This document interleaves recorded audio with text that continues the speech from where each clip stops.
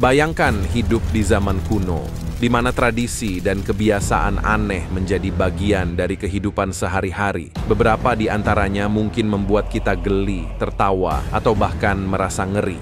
Setiap kekaisaran atau peradaban memiliki keunikan tersendiri.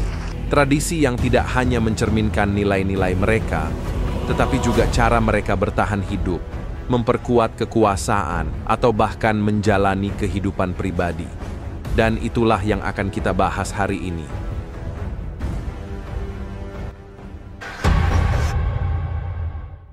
Di Roma kuno, gladiator bukan hanya pejuang brutal di arena, mereka juga dianggap sebagai simbol kejantanan dan kekuatan.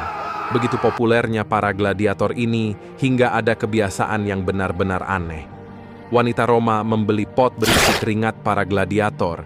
Ya, keringat ini diambil setelah mereka bertarung di arena dan dijual kepada wanita kelas atas yang percaya bahwa keringat itu memiliki khasiat ajaib. Keringat tersebut digunakan sebagai krim wajah, konon untuk memperbaiki kulit mereka dan meningkatkan kecantikan. Bayangkan, pot yang berisi cairan tubuh gladiator dianggap sebagai rahasia kecantikan di zaman itu. Tentu saja, sekarang kita tahu betapa anehnya praktik tersebut. Tetapi bagi wanita Roma pada masa itu, ini adalah cara untuk merasakan kekuatan dan kejantanan para gladiator. Mungkin seolah-olah energi mereka bisa ditransfer melalui keringat. Beralih ke Mesir kuno, ada satu metode kontrasepsi yang benar-benar membuat kita terdiam, kotoran buaya. Orang Mesir percaya bahwa dengan memasukkan kotoran buaya ke dalam vagina, mereka bisa mencegah kehamilan. Jika kedengarannya tidak masuk akal, Anda tidak sendirian. Kita sekarang tahu bahwa cara ini tidak hanya tidak efektif secara ilmiah, tetapi juga berbahaya. Meski begitu, di zaman mereka, kotoran buaya dianggap sebagai alat kontrasepsi yang manjur. Ternyata, kotoran ini bisa membuat sperma sulit bertahan hidup, tetapi sebenarnya, kotoran tersebut lebih mungkin menyebabkan infeksi daripada mencegah kehamilan. Apa yang mereka pikirkan ya? Tapi itulah yang menarik dari masa lalu. Praktik-praktik yang dianggap logis pada zamannya seringkali terlihat aneh dan tidak masuk akal di mata kita saat ini. Sekarang mari kita melangkah ke dunia Viking yang terkenal sebagai pejuang brutal dan penakluk. Tapi tahukah kamu bahwa di balik keberanian mereka, ada satu tradisi yang benar-benar mengerikan? Ketika seorang kepala suku Viking meninggal, seorang gadis budak harus menemani tuannya ke akhirat. Namun, sebelum dia dikorbankan, gadis ini harus menjalani ritual yang melibatkan melakukan hubungan seksual dengan seorang pria dari setiap rumah di desa. Setelah semua pria selesai, gadis ini kemudian dibawa ke upacara pengorbanan di mana kepala desa akan membunuhnya. Tradisi ini menunjukkan betapa gelap dan brutalnya beberapa aspek kehidupan Viking. Budaya mereka menghormati para prajurit yang gugur, tetapi cara mereka memperlakukan budak dan pengorbanan manusia ini sangat berbeda dari konsep kehormatan yang kita miliki sekarang. Beralih dari Viking yang brutal, kita akan melihat sisi aneh dari Kekaisaran Persia. Mereka memiliki tradisi yang sangat menarik terkait pengambilan keputusan. Di Persia kuno, ketika para pemimpin membuat keputusan penting, mereka akan mengadakan pesta dan minum alkohol hingga mabuk. Aneh, bukan? Tetapi inilah yang menarik. Setelah keputusan dibuat dalam keadaan mabuk, mereka akan menunggu hingga mereka sadar kembali keesokan harinya.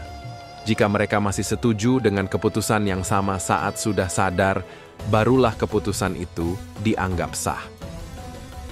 Bagi kita, keputusan yang dibuat dalam keadaan mabuk mungkin tidak masuk akal, tetapi bagi orang Persia, ini adalah cara untuk menguji validitas ide mereka.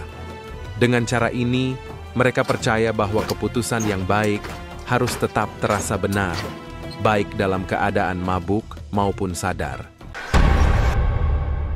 Dan akhirnya, kita sampai pada Kekaisaran Ottoman, yang mungkin memiliki salah satu tradisi paling kejam dalam sejarah politik dunia. Ketika seorang sultan baru naik tahta, dia memiliki hak legal untuk mengeksekusi semua saudara laki-lakinya. Tradisi ini terjadi sekitar akhir abad ke-14 sebelum Masehi. Tujuannya adalah untuk mencegah terjadinya perang saudara atau perselisihan suksesi. Tradisi ini disebut fratricide dan dilakukan secara rutin oleh para Sultan Ottoman untuk menjaga kestabilan kekuasaan. Bayangkan, seorang sultan muda baru saja dinobatkan, dan langkah pertamanya adalah membunuh semua saudara laki-lakinya, seringkali termasuk saudara-saudara yang masih bayi.